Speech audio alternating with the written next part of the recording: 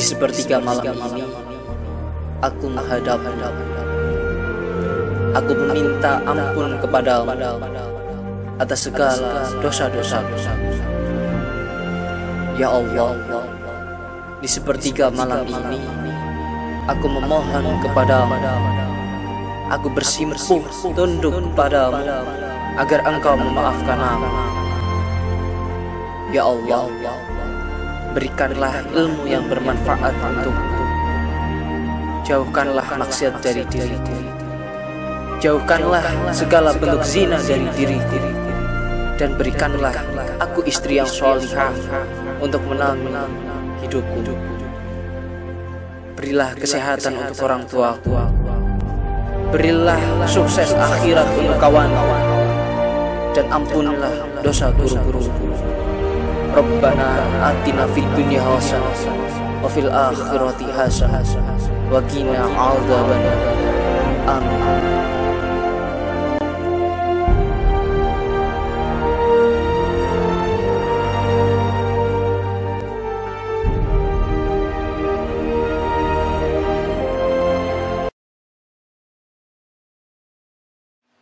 A'udzu billahi minasy syaithanir rajim. Bismillahirrahmanirrahim. Alif Lam Mim. Allahu la ilaha illa huwal hayyul qayyum. Nazzala 'alaikal kitaba bil haqqi musaddiqan lima bayna yadayhi وأنزل التوراة والإنجيل من قبل هدى للناس وأنزل الفرقان إن الذين كفروا بآيات الله لهم عذاب شديد والله عزيز ذو انتقام. إن الله لا يخفى عليه شيء في الأرض ولا في السماء. هو الذي يصوركم في الأرحام كيف يشاء.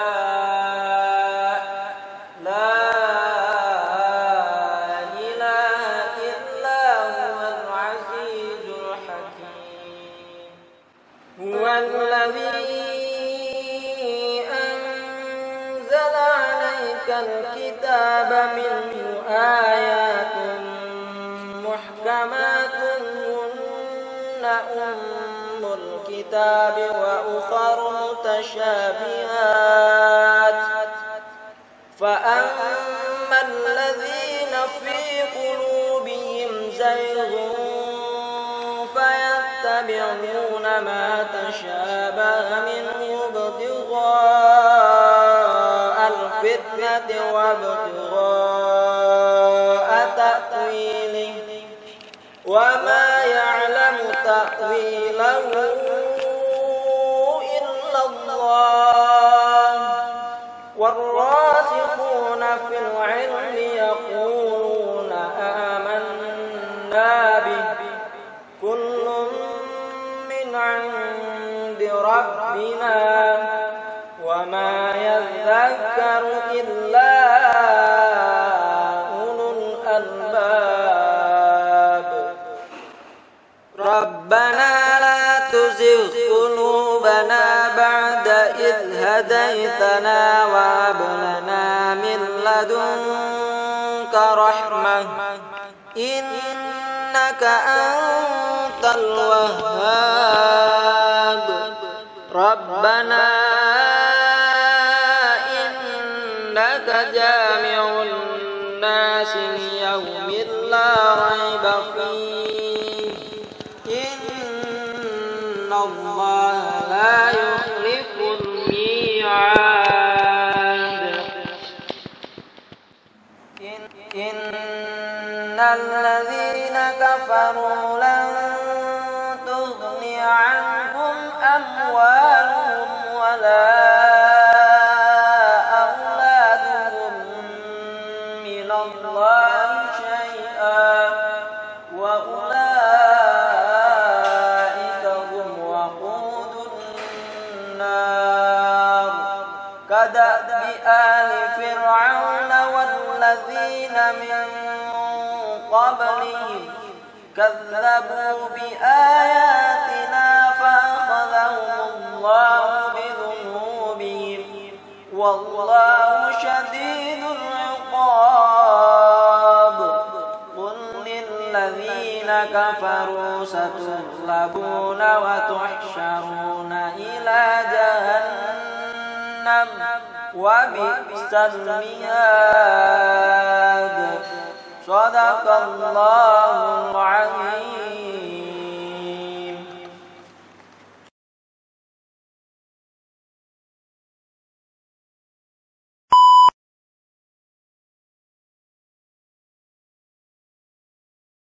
Assalamualaikum warahmatullahi wabarakatuh. Alhamdulillahilladzi hadana lihadza wa ma kunna linahtadiya laula an hadanallah. Asyhadu an la ilaha illallah wa asyhadu anna Muhammadan abduhu wa rasuluh. Allahumma shalli ala Muhammad wa ala ali Muhammad. Alhamdulillah, karena Allah pada kesempatan hari Sabtu ini kita bisa berjumpa. Hampir-hampir saya untuk semester ini tidak bisa ngisi di SMF ya, karena saya kalau Sabtu itu mengajar jam 7. Jadi saya tidak mungkin ngisi di kampus 3 padahal saya mengajar di kampus 1 ya. Tidak ada istilah kata-kata terlambat ya. Dan karena ngisi pengajian itu bisa digantikan, kalau mengajarkan tidak bisa digantikan. Kemana ustadznya? Ngisi pengajian. Yang ngajar digantikan. Nah itu yang tidak ada ya. Itu seperti itu. Oke, baik. Salawat salam tidak lupa kita haturkan kepada Nabi junjungan kita Nabi Muhammad sallallahu alaihi wasallam, serta keluarganya, sahabatnya, dan kepada kita semua yang tetap setia kepada risalah yang dibawanya, yaitu dinul Islam. Ini alhamdulillah pada pagi hari ini ya, tepat jam 6 kita bisa memulai dengan jumlah yang alhamdulillah banyak ya. Saya tidak harus menunggu ya, tidak harus sendiri dalam kesepian dalam masjid ya. Alhamdulillah ini mungkin sudah mulai ada peningkatan baik dari panitia dan yang lainnya. Saya tidak tahu apa yang ada dalam benak pikiran para panitia membuat tema ya menjadi pemimpin dua dunia. Ini kan salah satu ikon TV swasta nasional, dua dunia ya. Saya nggak tahu apakah mereka memang pecinta acara dua dunia ya, Ustadz Hakim, atau gimana, saya kurang tahu juga. Mungkin yang bisa kita tangkap ya tidak lain adalah masalah kepemimpinan ya.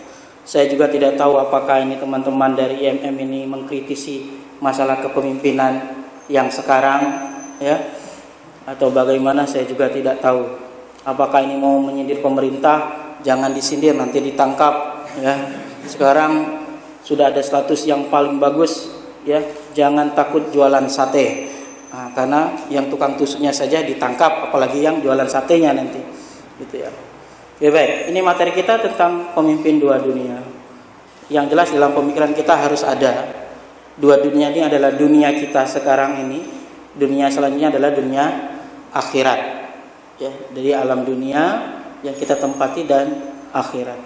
Tapi juga saya sempat berpikir, apa pernah ada yang mengetahui bahwa di akhirat nanti ada pemimpinnya? Kan begitu pertanyaan saya. Apakah nanti kita ini jadi pemimpin di sana nanti? Padahal jadi pemimpin di akhirat nanti adalah para nabi. Apakah dari kampus 3 mau jadi nabi baru? Nah, itu yang saya pikirkan ini ya. Itu. Karena kalau kita cari di dalil itu tidak akan pernah ketemu ada pemimpin di akhirat dari golongan kita ini. Ya. Oke. Baik, tapi yang ada adalah bagaimana pemimpin itu membawa orang ke surga dan ke neraka. Kita lalui saja judulnya. Ini tadi sudah dibaca oleh teman kita ya, tentang masalah khalifah. Jadi khalifah itu sudah ada dalam Al-Quran dan perlu dipahami ya, ayat ini. Sekarang saya tanya dulu, ini surat apa, ayat berapa? Surat Al-Baqarah ayat 30. Jangan takut, salah juga nggak apa-apa. Karena malaikat akan memaafkan kalian kalau salah, gitu ya. Karena dia tahu kalian tidak tahu, gitu. Jadi jangan takut. 30, 31, ya kita ambil 30. Jadi surat Al-Baqarah ayat 30. A'udzu billahi minasyaitonir rajim. Wa idz qala rabbuka lil malaikati inni ja'ilun fil ardi khalifah. Ini sebuah pernyataan, penegasan bahwa secara tidak langsung diciptakan manusia itu adalah sebagai khalifah. Apa bedanya khalifah itu dengan presiden? Apa bedanya khalifah itu dengan ketua organisasi? Apa kira-kira? Apa bedanya? Siapa yang pernah dengar tentang khalifah? Apa? Presiden ada batasnya, khalifah keseluruhan. Ada lagi? Khalifah. Ini yang bisa jawab orang HTI ini. Ya. Khalifah itu berbeda dengan yang namanya presiden, apalagi dengan ketua-ketua. Ya. Khalifah itu adalah sebuah pemimpin, seorang pemimpin yang memimpin semua kepemimpinan yang ada. Ini dalam Islam. Kalau di sebuah negara dinamakan presiden, maka khalifah ini di atasnya presiden. Yang ada hanya apa? Gubernur-gubernur. Di benua manapun satu kepemimpinan, yaitu khalifah. Dan khalifah ini tidak hanya mengurusi namanya tata negara, tapi khalifah juga punya kewajiban untuk mengurusi masalah agama. Makanya gubernur DIY ya gelarnya apa? Khalifah. Jadi DIY itu luar biasa. Kalau kamu lihat ya, Madinahnya Indonesia itu gelarnya aja sudah khalifah. Kalau kamu ingin tahu provinsi mana yang aman dan nyaman dengan perbedaan ya DIY, semua agama bisa hidup, baik yang punya Tuhan maupun yang tidak punya Tuhan. Semua bisa hidup. Ya. Ada semua organisasi ada. Semua warga negara Indonesia berkumpul di DIY. Itulah karakteristik seperti kota Madinah. Dari seluruh penjuru dunia akan berkumpul di kota Makkah dan Madinah. Nah, DIY ini seperti itu. Jadi wajar saja, pas rasanya kalau gubernur kita itu dapat gelar Khalifah fil Ard. Ya, luar biasa sekali. Khususnya di bumi Indonesia. Khalifah mempunyai kekuasaan yang lebih. Ya. Kan sekarang tidak ada yang namanya presiden di atas presiden, enggak ada. Tapi dalam Islam ada. Ya. Cuma satu kepemimpinan dan luar biasa sekali yang namanya khalifah. Ya. Islam ditakuti bukan karena raja, tapi karena khalifah. Makanya orang-orang barat berusaha menghancurkan kekhilafaan Islamiyah. Kenapa? Kalau kekhilafan ini tetap ada, maka orang tidak bisa berkutik di hadapan orang-orang muslim. Tidak ada yang bisa. Satu negara diserang, serang semua. Nah, begitu. Kalau sekarang, ya, jangankan di luar negeri, di Indonesia saja. Ambon diserang, provinsi lain tidak bisa bantu. Kan begitu. Nah, gak bisa. Ya. Kita lihat Thailand, Kamboja, negara-negara yang lain, atau yang paling miris lah Palestina yang sudah berabad-abad ya, punya permusuhan yang luar biasa dari dulu. Nah, itu coba dilihat tetangga-tetangga Palestina siapa saja? Mesir, ya, Irak, Iran, termasuk Arab Saudi. Kan nggak bisa apa-apa itu. Nah ini kenapa tidak ada kepemimpinan terpusat? Khalifah nggak ada. Yang ada adalah presiden yang menuntut apa kepentingan politik. Nah di sini ya, kita sudah ditakdirkan untuk menjadi seorang khalifah, pemimpin. Dilanjutkan dalam takdir kepemimpinan dalam hadis ini.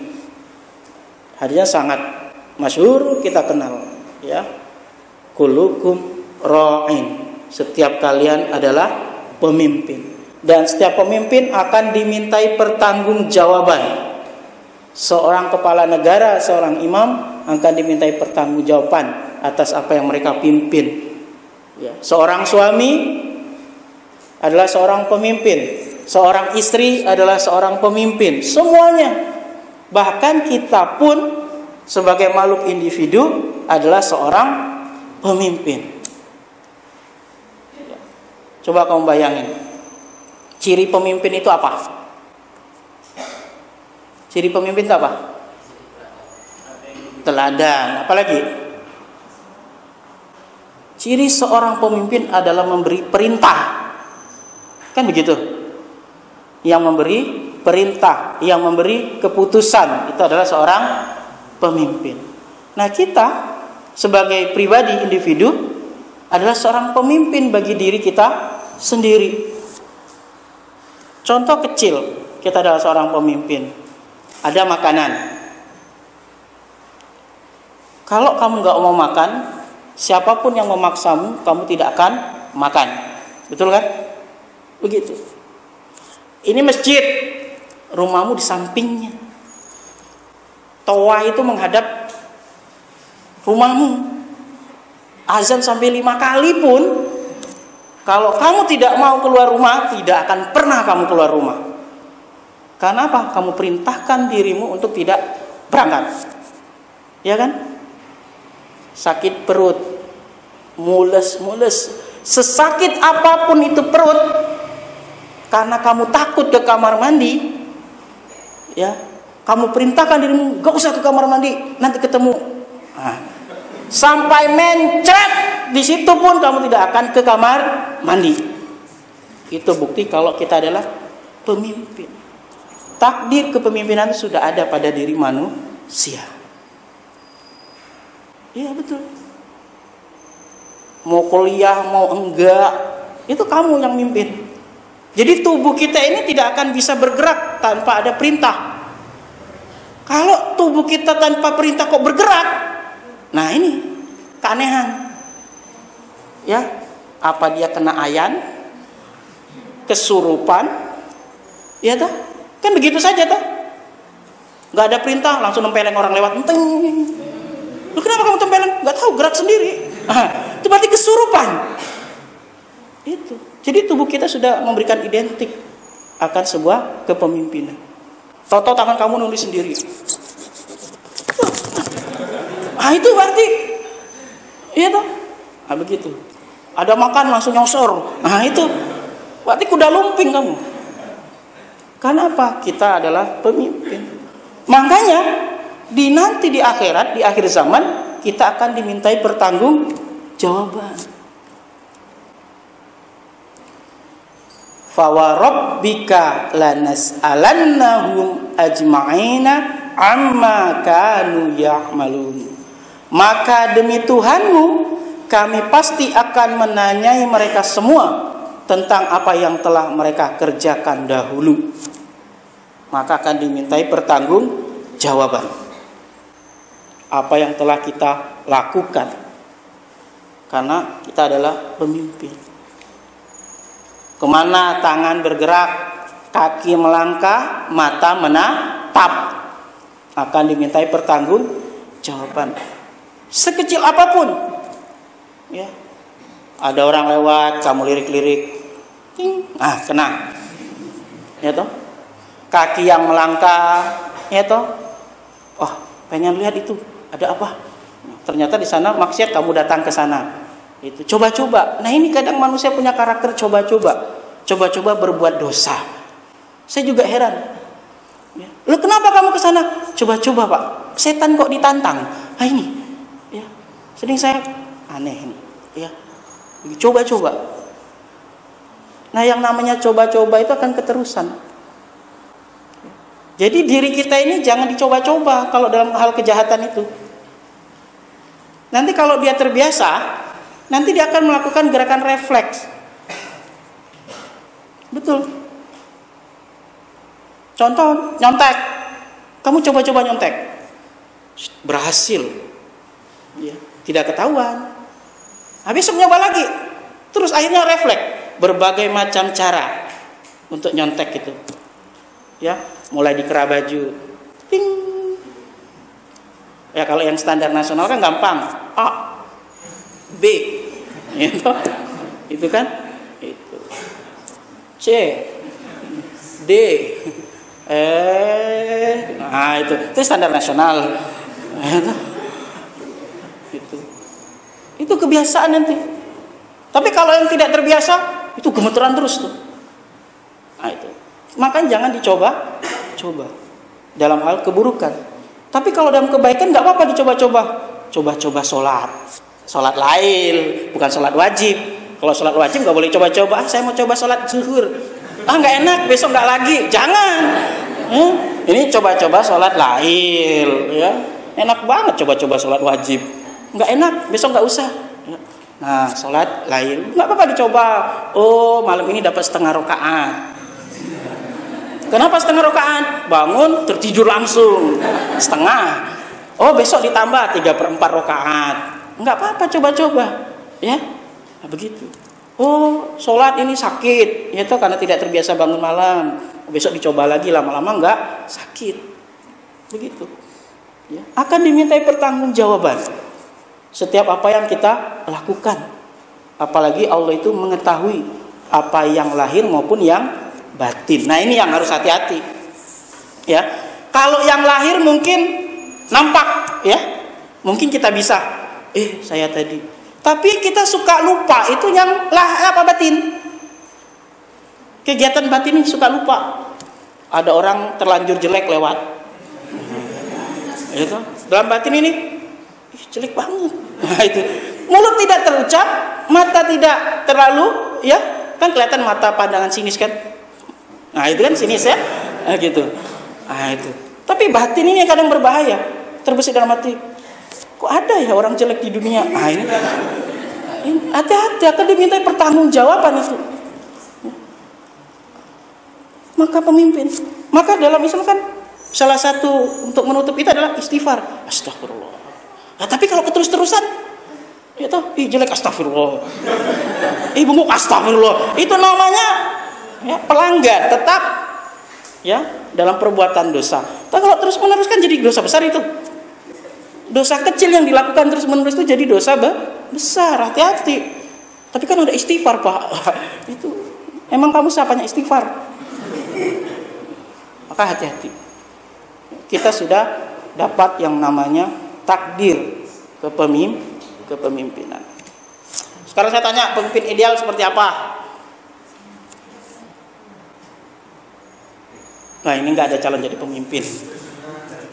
Cerdas, terus bijaksana, jujur, terus apa?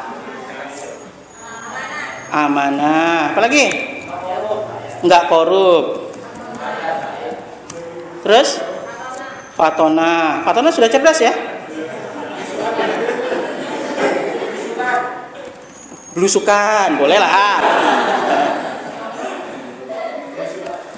Nggak apa-apa. Terus bertanggung jawab, amanah juga itu. Apa lagi? Apa? Tegas.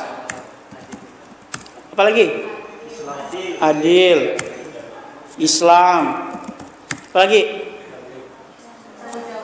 Tabligh. Tanggung jawab masuk amanah. Apa lagi? Sehat. Laki-laki. KW apa asli? Terus apa? Empati. Apa lagi? Apa? Kaya. Kaya biar nggak korupsi, boleh. Ada lagi? Apa? Cakep. Cakep, boleh. Nggak apa-apa, balas cantik. Cantik. Apa lagi? Hah? Apa? Suka menabung, boleh. Nggak apa-apa. Ada lagi? Cukup. Oke, baik. Nah, inilah ya hasil pemilihan ya dari anak-anak SMF ya. Saya yakin kalau ini diajukan, maka tidak ada yang pernah jadi presiden di Indonesia. Iya toh? Ini kalau kita ajukan syarat rekomendasi dari SMF, jamaah SMF, kalau mau jadi presiden Indonesia ini, cakep lewat. Iya toh? Belusukan sudah ada, ya, nggak korup lewat juga, ya. Nah ini pemimpin yang ideal. Kalau kita itu ditakdirkan sebagai pemimpin, kira-kira kamu jadi pemimpin nggak? Coba ini diam ya, saya sebutkan, jawab sendiri dalam hati, ya tidaknya ya. Oke, diam ya, jawab dalam hati aja. Belusukan, bijaksana, jujur, amanah, nggak korup, fatona, tegas, adil, Islam, tabligh, sehat, laki-laki, empati, kaya, cakep, cantik, suka menabung. Cukup. Banyak tidaknya apa banyak iyanya? Nggak pantas semua kalian jadi pemimpin. Jadi inilah memang ya bukti ya. Terkadang orang itu menunjukkan apa yang seharusnya tanpa berpikir apakah dia bisa melaksanakannya. Inilah masyarakat. Iya, betul. Inilah masyarakat. Maka kalau kita mau jadi pemimpin, jangan terlalu sering dengerin apa yang dikatakan masyarakat. Jangan terlalu sering mendengarkan apa yang dikatakan oleh anggota dalam tanda kutip. Ada yang harus kita dengarkan, kita ambil, kita koreksi. Ada yang kita biarkan seperti angin menerbangkan debu dedaunan. Begitu. Karena mereka itu terkadang berkata, ya seperti kalian tadi. Mengatakan tapi kamu sendiri nggak sanggup. Ya kan begitu. Susah kan jadi pemimpin itu? Mesti ada yang nggak suka, ada yang suka. Ya, Ali bin Abi Thalib saya lihat di status teman ini bagus sekali. Disampaikan di statusnya. Maka ikutlah jemaah Facebooker ya. Tapi temannya cari yang baik-baik ya. Bukan iklan doang, dalamnya iklan itu. Pusing juga saya dikasih iklan itu. Ada statusnya. Kamu tidak perlu menyampaikan siapa kamu kepada siapapun. Jadi kita nggak perlu ceritakan saya ini siapa, itu nggak penting. Karena bagi orang yang suka denganmu, dia tidak butuhkan itu. Dan bagi orang yang membencimu, walaupun kamu sudah cerita, dia tidak akan menganggap itu. Bagus kan itu? Jadi nggak penting kita itu, siapa kita itu nggak penting. Orang yang sudah suka, siapapun kita dia akan senang, tetap dia tidak butuh itu. Tapi bagi yang tidak suka, sebaik apapun orang, maka kalau sudah ada kata tidak suka, maka tidak akan pernah tercipta yang namanya kebaikan kita di matanya. Nah, kalau kita jadi seorang pemimpin dengan keinginan yang idealis ini, mesti ada yang suka dan tidak suka. Namun pedoman kita adalah Al-Quran dan As-Sunnah. Selama itu benar, lakukan. Selama itu salah, jangan pernah kamu melakukannya walaupun kamu diancam oleh semua orang. Begitu. Makanya pemimpin itu ada dua jenis. Pemimpin yang mengajak orang kepada surga, ada juga pemimpin yang mengajak orang kepada neraka. Ini. Dan kami jadikan mereka para pemimpin yang menunjuki dengan perintah kami dan kami wahyukan kepada mereka berbuat baik, menegakkan sholat, membayar zakat, dan mereka beribadah. Pemimpin yang mengajak kepada surga. Nah, pemimpin yang mengajak kepada surga ini adalah pemimpin dunia, kelihatan, ya, nampak dalam kesehariannya. Dia akan pilih-pilih. Dan mestilah contoh, kalau kamu ingin lihat pemimpin itu baik nggak untuk mengajak ke akhirat, ke surga, Di awal-awal mesti dia akan dibenci orang. Kenapa? Ini karakter manusia ya. Manusia itu akan membenci sesuatu yang dia tidak ketahui. Ya, kita kan benci toh orang, ayo sholat, so alim. Karena dia tidak tahu sholat itu wajib. Kan begitu. Iya kan? Jangan begitu ini. Sok baik kamu, emang kamu satpam. Nah, kan dia tidak tahu kalau yang ditegur itu adalah keburukan. Iya kan? Mestilah. Pemimpin yang ngajak kebaikan mesti awalnya itu akan dibenci karena dia akan merubah.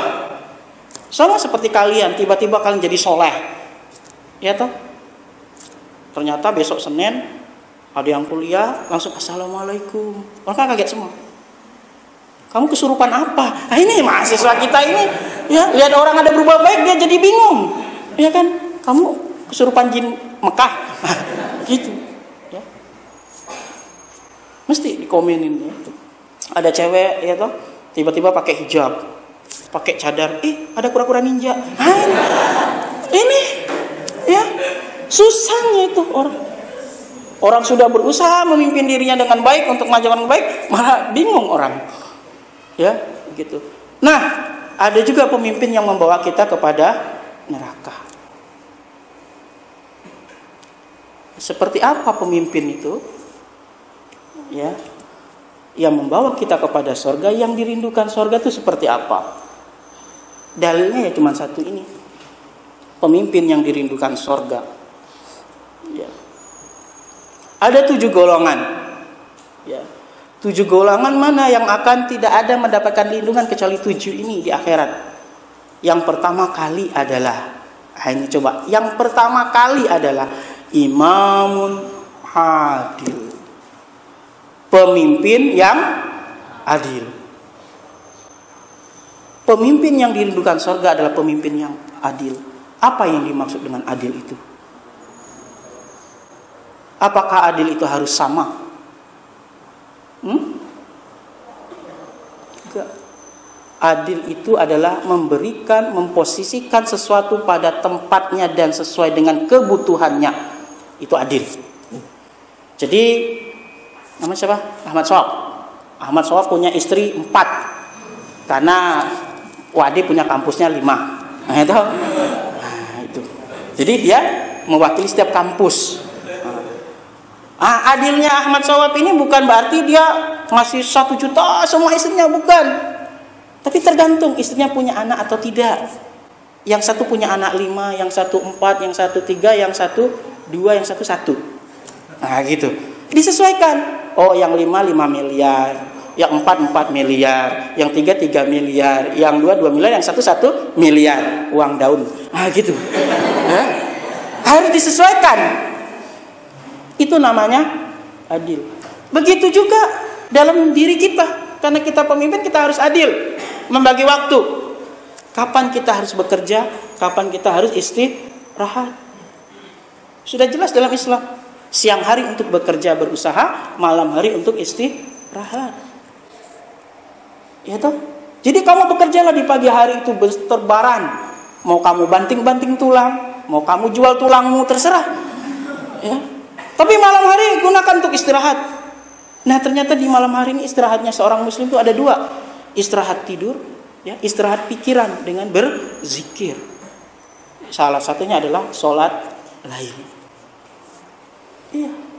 Kalau kamu baca apa yang dikatakan ya Eyang Yahoo itu luar biasa sekali. Sering saya baca, senang banget saya baca Yahoo itu. Ya. Di balik kebanyakan tidur seperti apa? Ternyata orang yang sering banyak tidur itu umurnya nggak panjang.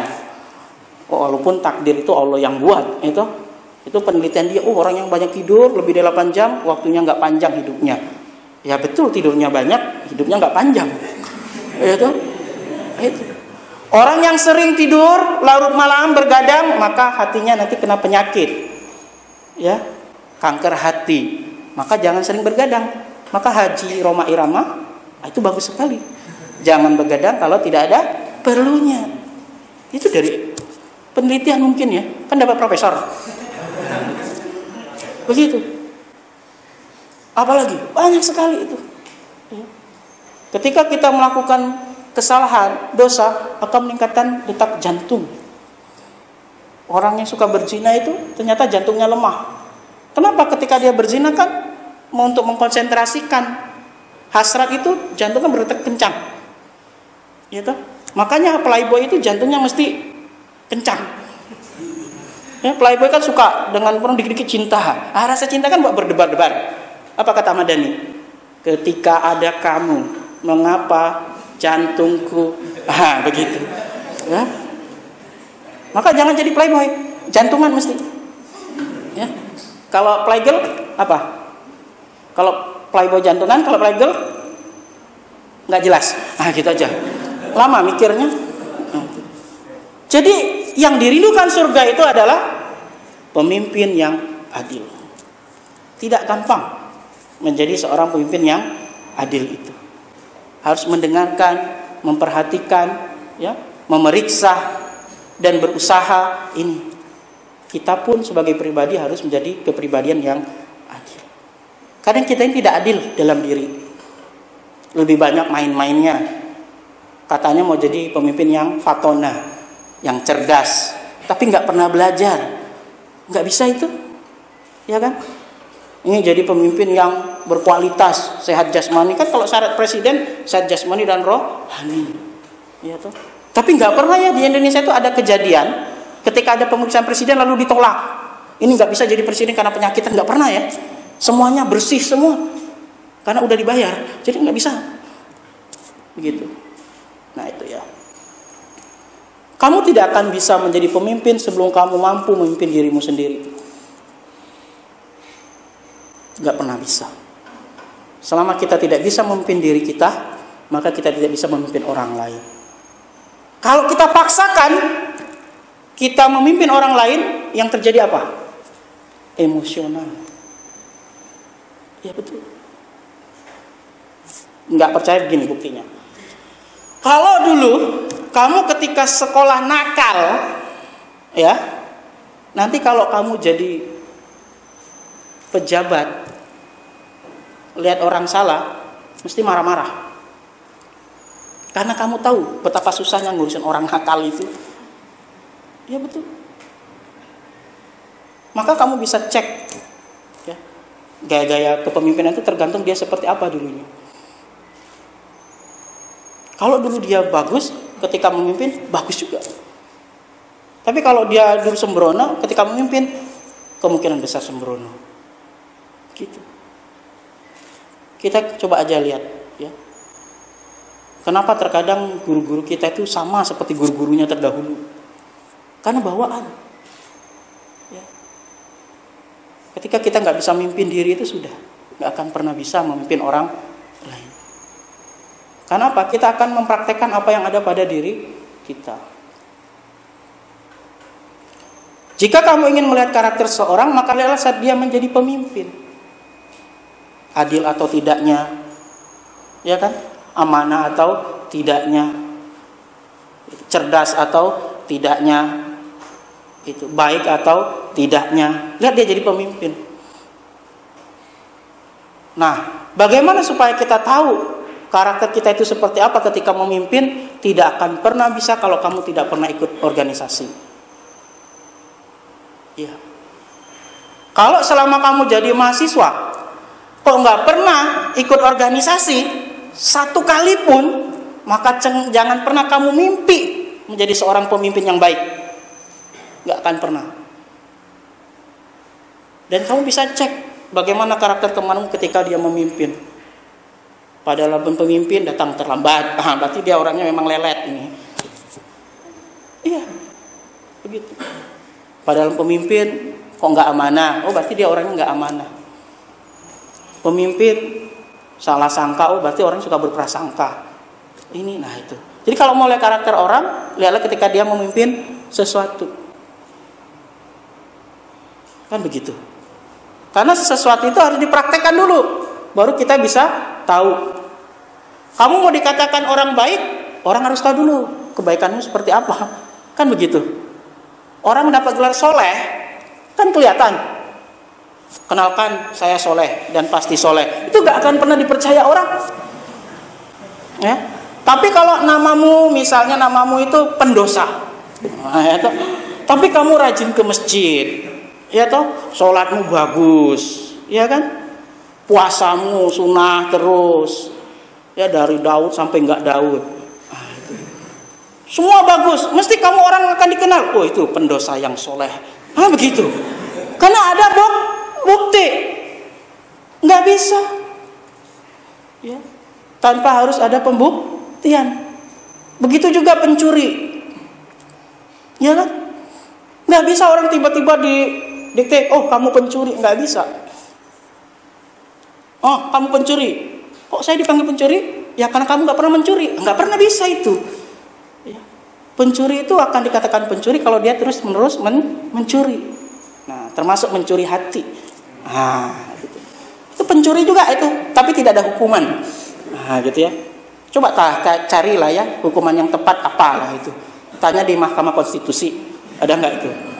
Jadi untuk membuktikan kamu pantas atau tidak jadi seorang pemimpin, ikut organisasi. Kamu akan mendapatkan apa saja ketika kamu ikut organisasi? Satu, memimpin orang. Kedua, memimpin dirimu sendiri yang pasti. Ketika kita ikut organisasi, kita akan dapat dua itu. Kenapa di dalam organisasi meminta kita untuk meluangkan waktu dalam organisasi? Organisasi meminta kita berkorban, bukan hanya waktu saja, tapi tenaga, pikiran, dan dana. Begitu. Jadi akan kelihatan kamu sudah baik atau tidak dalam memimpin dirimu dan memimpin orang lain. Apakah kamu akan membawa dirimu kepada neraka atau surga? Apakah kamu membawa orang kepada surga atau neraka? Kan begitu. Kalau kamu nggak pernah ikut organisasi, kamu tidak akan pernah tahu. Apa kamu sudah bisa mengatur dirimu dengan baik? Tidak mungkin orang yang duduk-duduk di rumah bisa dikatakan oh pemimpin yang hebat, duduk saja. Kan begitu. Gak bisa. Jadi ketika kamu ikut organisasi, kamu akan cek. Oh kalau saya ikut organisasi, IPK saya turun. Dari 10 jadi 4. Misal. Berarti kalau skalanya 4 berarti 0 IPK-nya. Kan begitu. Oh kalau saya ikut organisasi, saya jadi jarang di rumah. Orang tua sakit saja nggak tahu. Sampai kucing tetangga meninggal nggak tahu. Oh kalau saya ikut organisasi, ternyata emosi saya tinggi. Dengan adik kakak saya sering ribut. Oh kalau saya ikut organisasi sering dusta sama orang tua. Nggak pernah di rumah, alasannya organisasi terus. Artinya kamu tidak bisa memimpin dirimu. Kamu membawa dirimu kepada kerusakan. Tapi ketika kamu ikut organisasi, walaupun organisasi IPK tetap 4,0. Walaupun ikut organisasi dengan keluarga tetap baik. Walaupun ikut organisasi ibadah semakin baik. Ini berarti kamu sudah mampu memimpin dirimu. Kamu membawa dirimu kepada surgamu. Kan dengan organisasi kan banyak amal. Kecuali kalau organisasi tidak jelas. Ya kan? Kalau organisasinya jelas seharusnya dapat pahala. Kamu akan membawa dirimu kepada surga, kepada kebaikan. Dengan organisasi kita akan bertemu dengan orang. Melasti emosional. Datang, mau rapat, kok nggak muncul-muncul? Gitu. Oh ternyata jam di wadi pada mati, jadi orang pada nggak datang. Gitu. Oh ya sudah. Coba kalau kamu emosi nggak baik, udah kalau kayak gini kita bubarkan saja. Begitu. Saya berhenti jadi pimpinan rapat karena nggak ada yang rapat. Ya, ternyata lihat jadwal salah hari. Ya, emosional. Terlatih. Belajar mendengarkan orang. Karena karakter manusia itu sukanya didengarkan. Tapi dengan organisasi kita harus mendengarkan orang lain. Kan begitu. Dalam organisasi ada orang yang setuju dan tidak setuju. Saya nggak setuju. Kenapa nggak setuju? Nggak tahu. Nah, kan ada yang kayak gitu kadang. Yang penting protes aja dia. Nah, kita harus mendengarkan. Udah, nggak tahu. Begitu. Nah, ketika kita masuk ke dalam dunia organisasi itu, kita berusaha memimpin orang. Nah, disitulah akan mulai muncul karakter asli kita. Seperti apa? Jadi, saya anjurkan, kalau kamu ingin menjadi pemimpin, maka mulailah dari organisasi-organisasi kecil yang ada. Kalau di kampus ikut apa? Kan begitu. Tapi jangan cuma nebeng nama. Ini banyak anggota organisasi nebeng nama. Mau jadi pemimpin apa? Ketua. Semprul. Cuma ketua doang. Apa kegiatannya prul? Ya namanya juga semprul.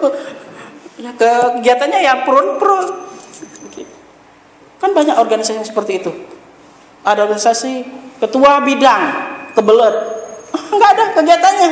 Karena selalu kebelet. Nah itu perhatikan.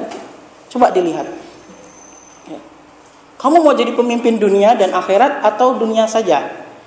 Kalau mau jadi pemimpin dunia, maka kamu pelajari dunia dulu. Seperti apa dunia itu? Mulai dari diri kita. Kalau kamu jadi pemimpin akhirat, juga mulainya dari dunia. Karena nggak bisa kita langsung ke akhirat, wong kita lahirnya di dunia. Kan begitu. Dan tidak ada yang akan masuk surga pemimpin itu tidak dirindukan surga kecuali pemimpin yang adil. Adil di sini bukan saja adil kepada yang dipimpin, tapi juga adil kepada diri sendiri. Betapa banyak orang yang sukses memimpin di dunia ini namun tidak sukses dalam memimpin keluarganya. Betapa banyak orang sukses memimpin di dunia ini tapi dirinya pun dia tidak mampu memimpin dirinya. Yang saya khawatirkan satu, yang sering sekali jadi koreksi saya. Banyak orang ikut organisasi tapi dalam bidang akademisnya nggak menunjukkan prestasi. Ingat, organisasi itu adalah kewajiban sosial. Yang namanya kewajiban sosial ya sosial. Kalau nggak hati-hati jadi sosial. Harus dipahami itu. Maka dituntut kamu jadi pemimpin dirimu dan pemimpin di organisasi itu. Maka dikatakan tadi, kamu tidak akan pernah bisa memimpin orang lain kalau kamu tidak bisa memimpin dirimu sendiri. Kalau dirimu tidak bisa kamu jadikan pemimpin untuk dirimu sendiri, maka kamu akan menghancurkan dirimu ketika kamu memimpin yang lainnya. Betul. Ada yang bangga ahli demo komrut. Dalam dunia pendidikan kan biasa saja itu sebenarnya. Ahli demo komrut itu. Gitu. Orang komrut kan biasa saja kan. Tapi bagi para pendemo kan bangga sekali. Ternyata ada pendemo yang pintar. Nah, itu kan. Itu. Saya bingung juga itu ada status seperti itu. Kok bisa ya bangga? Dan dunia akademik biasa saja komrut itu. Tapi ini luar biasa Pak. Kenapa? Karena dia pendemo Pak. Kok pintar? Oh berarti biasanya suka demo tuh nggak pintar. Kan malah ketahuan gobloknya toh. Oh, ini keanehan orang itu. Status tuh hati-hati. Kenapa kamu bangga?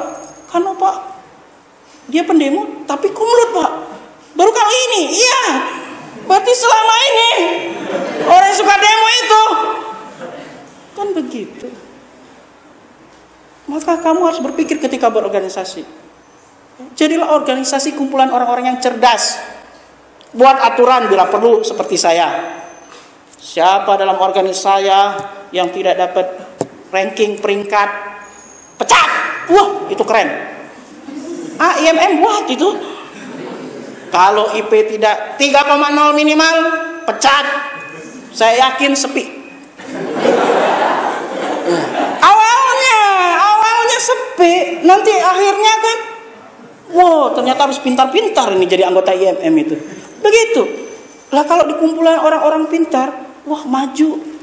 Orang kan berpikir, orang akan takut dengan IMM. Cerdas semua ya.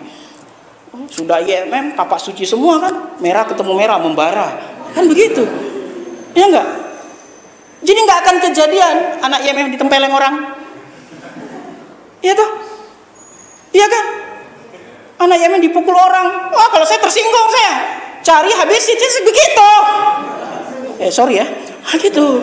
Ya, seharusnya ya. Kenapa organisasi kita kok dilecehkan, ditempeleng orang sembarangan? Saya nggak suka itu. Satu darah menetes, lautan darah akan mengalir. Begitu. Ini enggak demo. Rektor tuli, dekan buta. Enggak usah, cari orangnya. Dapat kisos. Begitu. Kan begitu. Itu caranya. Kita sudah diberi contoh. Kita sudah diberi contoh oleh Kopassus. Ya toh? Sehingga para preman kan takut akhirnya. Itu suri toladan. Ya. Nggak usah itu. Saya nggak suka itu. Ya. Maka sebelum kamu dilecehkan orang, buatlah kepemimpinan yang bagus. Organisasimu bagus, sehingga orang tidak berani sama kamu. Begitu. Iya, memang harus disegani. Apapun organisasi harus disegani. Dengan apa? Kecerdasan, kewiraan. Lah kalau orang tahu kamu misalnya organisasinya udah tertata rapi, kumpulan orang-orang cerdas, wah, ban hitam semua. IMM ada yang taekwondo, ya ada yang apa, wah itu Bapak Suci. Ketika orang mau nyinggung, IMM apa kamu? Begitu dah. Bukan malah sebaliknya. Ini terbalik. Nah, disitulah kita lihat kepemimpinan itu seperti apa. Dan orang itu kalau kepemimpinan sudah bagus, bukan ditakuti lagi, tapi disegani. Ketika mendengar suaranya saja orang udah berpikir, ya, gitu.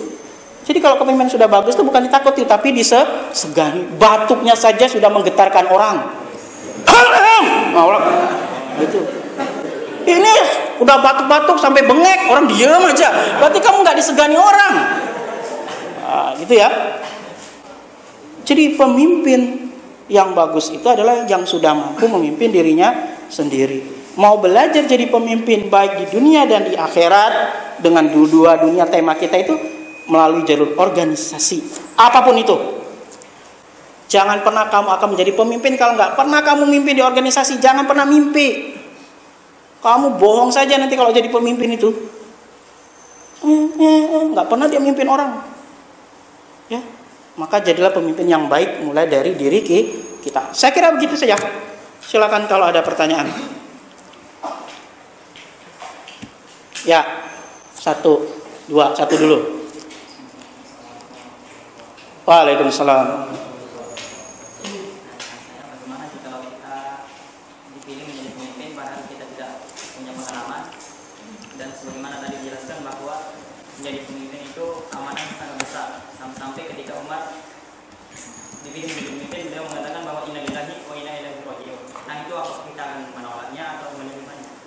Ya. Yang kedua. Waalaikumsalam. Apakah sebagai pemimpin harus memiliki kecerdasan? Kalau misalkan harus memiliki kecerdasan, seperti apa? Ada lagi? Ada lagi? Perempuan tuh jadi istri nanti pemimpin juga loh. Walaupun nggak boleh jadi presiden ya. Ada? Yang laki-laki mau jadi perempuan ada? Nggak ada. Oke, baik. Pertanyaan pertama. Kalau kita dipilih tapi nggak punya pengalaman, ya takut kalau nanti amanah tidak bisa tertunaikan. Ya. Orang, ya, sebelum berpengalaman mesti tidak berpengalaman. Tidak ada orang yang lahir langsung bisa jalan. Ya kan begitu. Nah, pengalaman itu bukan suatu kewajiban yang dimiliki. Tapi yang harus dimiliki itu apa? Amanah, fatonah, tablik, sidik, tablik, amanah, fatonah. Begitu. Kan tidak ada di sana tulisan pengalaman. Itu kan cuma ada di lamaran pekerjaan. Diutamakan yang berpengalaman, kan begitu. Tapi ketika memimpin, dibutuhkan pengalaman enggak? Ini harus dilihat dulu kepemimpinan di sektor apa. Ya. Ada yang memang harus berpengalaman, ada yang memang enggak apa-apa. Kalau orang ini belum pengalaman, dia harus belajar berpengalaman. Contohnya organisasi. Iya. Karena kalau organisasi itu harus orang pengalaman semua yang jadi ketua, bisa tutup organisasinya. Karena sekarang tuh susah jadi ketua, itu nyari ketua tuh susah sekali. Siapa yang mau nyalon jadi ketua, mundur semua. Karena apa? Dia tahu anggotanya itu nggak mau kerja, jadi dia udah mundur dulu, udah tahu dia, kan begitu. Siapa yang mau jadi presiden mahasiswa, mundur semua, aklamasi akhirnya, begitu. Jadi pengalaman itu dalam satu sisi penting, ya. Tapi orang harus belajar juga. Nah, kalau dalam organisasi seperti organisasi kampus, ya, tidak mengapalah kalau memang dia belum punya pengalaman, tapi dia punya karakter itu. Sidik, amanah, tablik, fatonah. Kan begitu. Kalau dia sudah punya karakter ini, maka dia akan bisa diajari. Kan begitu. Orang kan butuh proses, ya. Jadi kalau misalnya antum itu merasa saya nggak punya pengalaman, ya maju dulu. Kalau memang tidak ada yang lain, daripada memaksakan orang yang punya pengalaman namun dia tidak amanah, tidak jujur, ya kan? Begitu. Ya. Jadi diperbolehkan. Begitu. Karena memang sekarang ini susah nyari ketua itu karena dia sudah tahu nggak enak jadi ketua. Kenapa? Anggotanya nggak mau jalan. Disuruh datang rapat nggak ada yang datang. Ya, cuman ketuanya doang. Itu pun kalau ingat. Gitu. Yang kedua, apakah memang menjadi sebuah syarat kecerdasan itu? Nah, kita lihat susunannya. Sidik, jujur.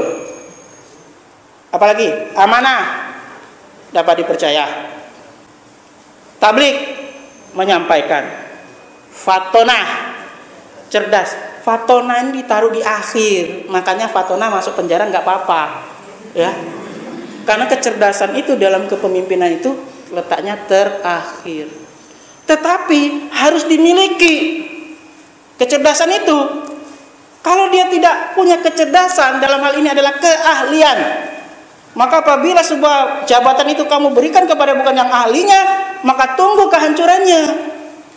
Cerdas, ya. Nah, cerdas. Kenapa kecerdasan taruh di bawah? Karena kan dalam organisasi ada yang bantu, bukan dia kerja sendiri, ya. Kalau dia kerja sendiri, berarti dia tokeh. Ya, tokeh aja ada yang bantu. Tahu tokeh nggak? Tahu ya, bos. Ya. Nah, kalau dia punya pengalaman namun sedikit, bisa dibantu dengan yang lain.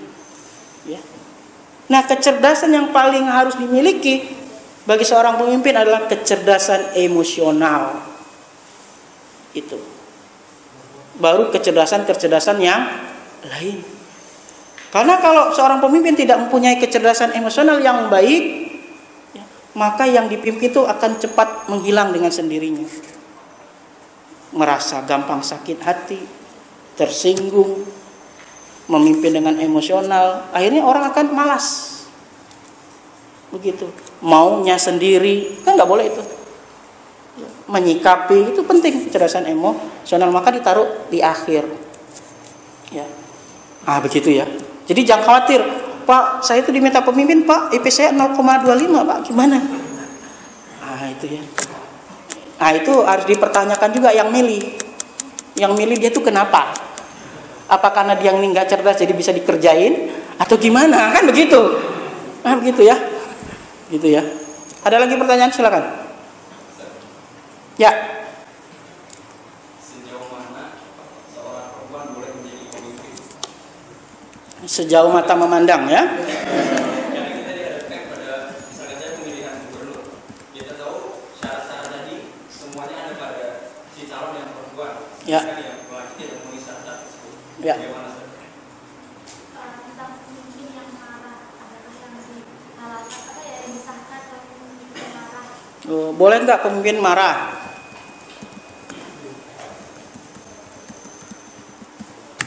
Oke. Sejauh mana perempuan itu memimpin? Boleh memimpin, ya.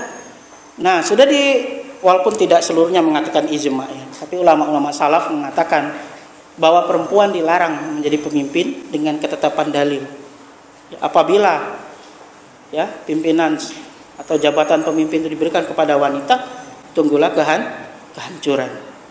Nah, di sini orang memahami adalah pimpinan negara. Ada yang memahami seperti itu, ya, pimpinan negara. Ada yang memahami semua lini kepemimpinan kecuali pemimpin dalam rumah tangganya. Nah, itu. Lalu mana yang harus kita pilih? Ya, mana yang harus kita pilih?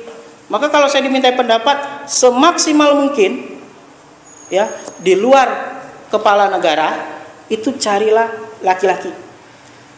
Tapi kalau kepala negara harus laki-laki. Begitu. Karena belum ada sejarahnya yang membuktikan negara dipimpin oleh wanita maju dengan baik. Belum ada. Ya, kamu cari sejarahnya. Negara yang dipimpin oleh wanita maju dengan baik. Ya. Ada yang maju tapi tidak baik.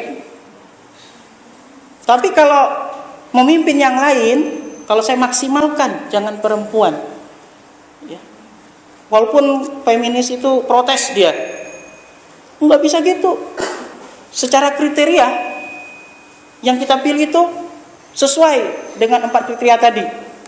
Tapi kamu jangan lupa, wanita itu ada masa di mana pikirannya terganggu, emosionalnya teruji ketika dia kedatangan tamu.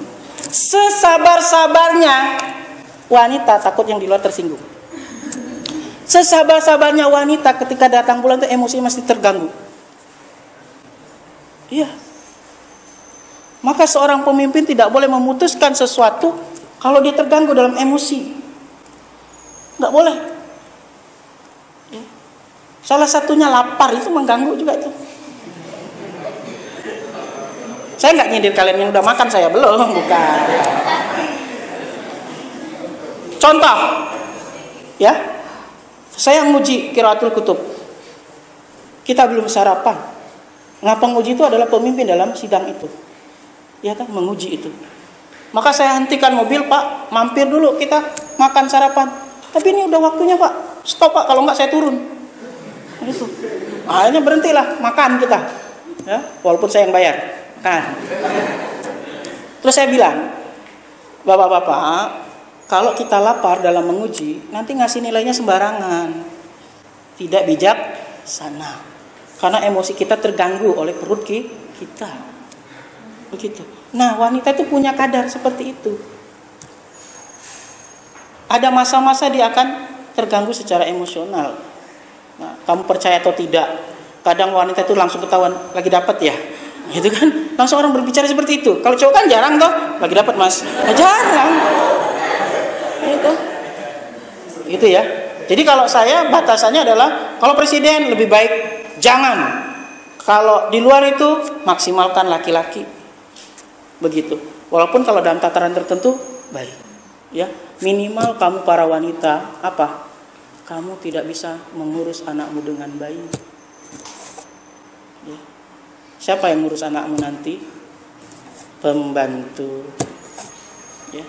Susu sapi.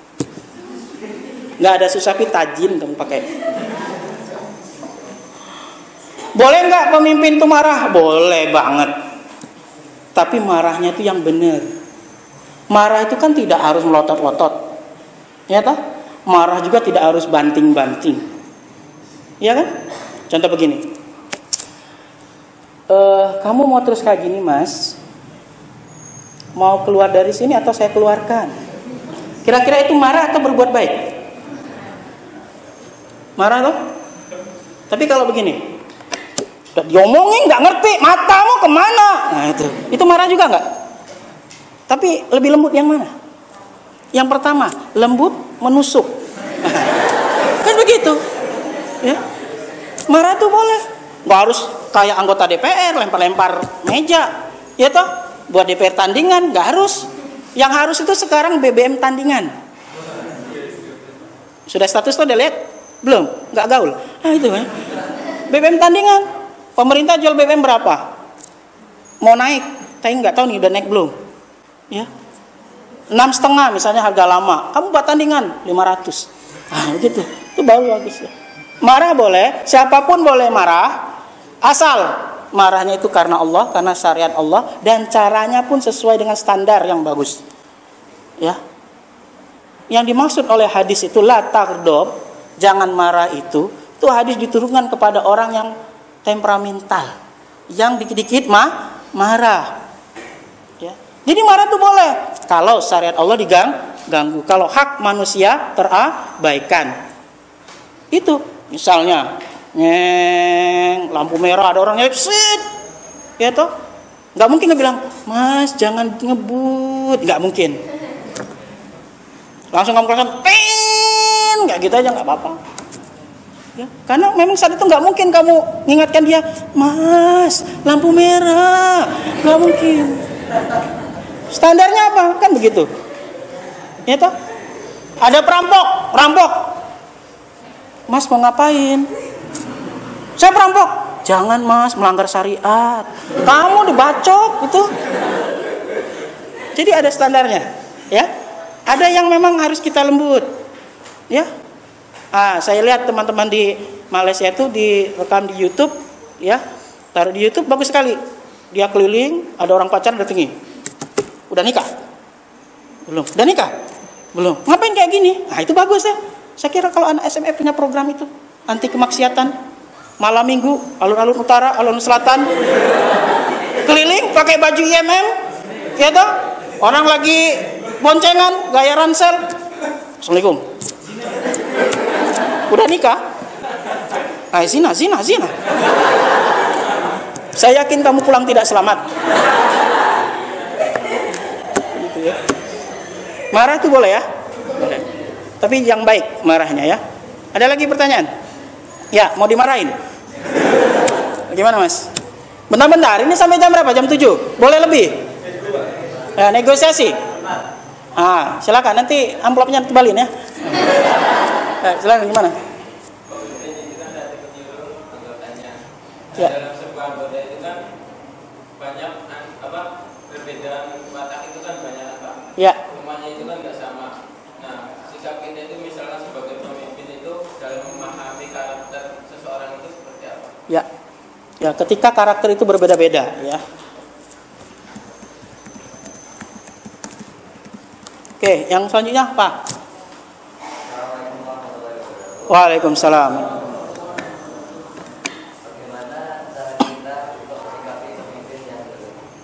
Pemimpin yang zalim. Oke, baik. Karakter yang berbeda, ya. Nah, kita ini terkadang kan memang kadang gampang tersulut emosional dengan karakter orang yang berbeda-beda. Inginnya manusia itu kan dihargai, didengarkan dan dilaksanakan apapun yang diperintahkan. Kan begitu. Inginnya manusia itu yang bagus-bagus saja. Yaitu pada manusia yang jelek. Nah, itu bagaimana karakter kita? Maka setiap permasalahan apapun, jangan kamu bertindak sebelum kamu bertanya alasannya apa. Itu. Karena dengan mengetahui alasan, kamu akan bisa memberikan keputusan yang bijaksana. Begitu. Maka dalam dunia ya, kejiwaan ada yang namanya apa? Pause spot. Ya. Apa? Pause spot. Titik berhenti sejenak. Ya. Kita sebenarnya tidak boleh lihat orang boncengan. Woi, boncengan kamu, zina. Nggak boleh itu, malah kita yang berdosa. Yang harusnya apa? Tanya dulu. Siapa bro? Baru ya? Oh adik. Ketemu besar, ketemu kecil? Nah, gitu. Nah, kan orang mau sendiri kalau enggak, ini adik kandung kok. Tanya aja, nggak percaya lihat KTP-nya. Nggak ada keterangan itu. Gitu ya. Begitu. Ya. Harus ada trik spotnya. Ya, pause spot. Berhenti sejenak, tanya maksudnya. Lihat orang, Mas, kok kamu kalau apa nggak pernah datang? Ada apa? Saya tuh udah nggak suka lagi ikut organisasi di sini. Oh ya sudah Mas, kalau kayak gitu mundurkan diri saja. Begitu. Mas, kenapa kamu kalau datang terlambat terus? Nah ini ada mahasiswa yang selalu terlambat. Kenapa kamu terlambat Mas? Kamu udah lewat batas terus. Pak, saya tuh bantu ibu saya di warung. Ibu mau jualan apa? Jualan gorengan, nasi uduk, nasi kuning, sebut semua. Gitu. Terus kamu bangunnya jam berapa? Jam 5. Subuh jam berapa? Jam 4 Pak. Kamu bangun jam 5, wudu berapa menit? Ya toh? Nah, kalau wudumu ekstra cepat kan paling 1 menit cepat selesai. Ya, karena kamu langsung jebur. Nah, ini. Usut punya usut. Akhirnya kamu kesini jam berapa? Jam 6:30. Rumahmu di mana? Berapa jam kamu jaraknya? 1 jaman Pak. Emang udah terlambat. Nah, jadi seperti itu saya tidak bisa terima. Karena kamu memang memperlambat dirimu sendiri. Keputusan harus ditanya dulu. Ya. Jadi harus ada God spot, post spotnya itu. Ya. Tanya, baru kita bisa memberi keputusan. Nggak apa-apa kok kalau kita menanyakan sedikit yang mungkin menusuk, gimana Mas, masih bisa di sini apa enggak? Nggak apa-apa. Iya, betul. Daripada kamu salah sangka. Ya. Maka kita ini seringkali kesalahan kita itu ada tidak maunya bertanya. Cuman dapat info dari orang. Ya kan? Lalu mengambil keputusan, itu bukan pemimpin yang baik. Si itu nggak pernah datang. Kenapa? Ini katanya dia tuh cemburu karena kamu ngambil rumputnya. Begitu. Kok cemburu sama rumput? Begitu, nggak boleh. Ya, maka tanyakan dulu Mas, sikap kita yang pertama ketika ada perbedaan itu. Saya nggak setuju kalau acara kita di langit. Tanyakan kenapa dia nggak setuju? Karena transportasinya nggak ada. Oh ya benar, kan begitu. Begitu ya. Jadi tanya. Karena berbeda itu pasti. Kita dilahirkan dari orang tua yang berbeda, dengan bibit yang berbeda, lingkungan yang berbeda, maka tidak akan pernah sama. Ya, itu. Oke, yang kedua adalah pemimpin yang zolim. Nah, kita ini sering kali ya, gampang mengambil kesimpulan, zolim pemimpin ini. Nanti dulu, cek dulu. Zolimnya itu apa? Ya kan? Itu. Zolimnya itu seperti apa? Zolimnya itu karena dia melanggar syariat, tidak sesuai syariat, itu dinamakan zolim. Ya. Memperlakukan orang tidak sesuai dengan kesalahannya, itu adalah zolim. Itu. Ya. Menghina orang, zolim. Itu. Nah, zolimnya seperti apa? Kalau zolimnya ini memang sudah melanggar syariat, ya, tidak sesuai dengan syariat, maka ada satu ini fatwa Lajnah Arab Saudi mengatakan selama pemimpin itu masih sholat, maka tidak boleh digugurkan. Itu kalau Lajnah Arab Saudi. Kalau demokrasi, demo, ya, makanya demo itu diharamkan oleh Lajnah Arab Saudi itu. Maka kamu pernah lihat di Arab Saudi ada demo? Mesti ditangkap itu langsung. Semuanya, nggak satu orang. Semuanya. Ya, karena termasuk perbuatan makar. Nah, kalau di Indonesia dikit-dikit demo. Karena tradisi. Ya, sudah tradisi. Kalau nggak demo itu nggak marah. Kadang pemerintahan juga kalau nggak demo nggak ngerti. Kan begitu. Ya, tapi nggak pernah orang demo. Kenapa kamu demo? Karena banyak orang nggak sholat, kita demo. Itu belum pernah terjadi. Ya, jadi zolimnya dilihat dulu Mas. Ya. Zolimnya dilihat dulu seperti apa. Nah, sebelum kita mengkategorikan pemimpin ini zolim, cari tahu dulu kenapa dia melakukan hal tersebut. Nah, begitu. Kesalahan kita adalah tidak maunya bertanya. Kadang kezoliman yang kita maksud itu merasa tidak diperlakukan adil. Kan begitu. Nah, padahal pemimpin itu kan satu otak memikirkan banyak otak. Ya kan? Jadi otak-otak. Kalau yang dipimpin punya otak sendiri, mikirin diri sendiri. Ini harus kamu pahami dalam gaya pemimpin itu.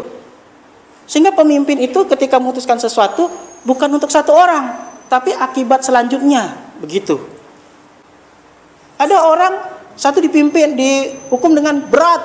Karena kalau enggak nanti yang lainnya akan begini. Ya. Ada yang satu tuh kalau dilihat orang kesalahan sudah banyak sekali, tapi ada sesuatu yang tidak bisa diputuskan itu. Nah, itulah repot menjadi pemimpin itu. Dia tidak boleh memutuskan sesuatu sama, nggak boleh.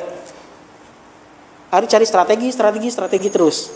Karena apa? Dia memimpin banyak kepala, ya. Nah, itu. Sedangkan orang yang dipimpin cuma mikirin kepalanya sendiri. Itu harus dipahami. Maka gunakanlah hak untuk bertanya. Ya. Kesalahan kita adalah malas bertanya. Lebih baik mendapatkan informasi dari luar, lalu buat kesimpulan. Itu sama seperti orang mencontek. Tidak mau belajar, nyontek saja, selesai. Nah, itu ya. Maka yang paling baik, ya, kalau kita tidak bisa bertindak dengan baik, berbicara dengan baik, beraktivitas dengan baik, uskut taslam, diamlah maka kamu akan selamat. Diam tidak bertindak, diam tidak berkata-kata. Namun berdasarkan hadis itulah selemah-lemahnya iman. Itu ya. Saya kira begitu. Semoga menjadi pemimpin dua dunia, ya, alam dunia dan alam akhirat. Mau ditambah alam lagi yang lain, alam syah, terserah. Ya. Jadi seperti itu. Nah, ini yang hadir banyak, ya. Diharapkan semuanya terus begini, ya. Saya itu punya keinginan, ya, kalau bisa kita itu pengajian sampai luar sana, ya, buat tulisan khusus hari Sabtu, mobil motor dilarang masuk, pakai pengajian. Saya itu merindukan itu. Ya. Kita belum pernah punya pengajian sebesar itu. Kalau mengadakan pengajian besar mesti melibatkan dosen LPSI. Ya, murid-murid sudah datang, di absen, mesti datang.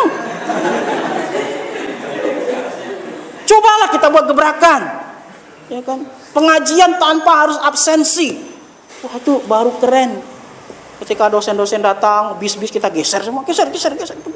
Khusus sampai jam 7, mobil nggak boleh masuk. Gitu. Pengajian, itu baru keren. Kalau sudah kayak gitu, nggak ada lagi yang macam-macam dengan kita. Nggak ada, berani sikat. Nah, gitu aja, ribut cari orang, kisos, selesai.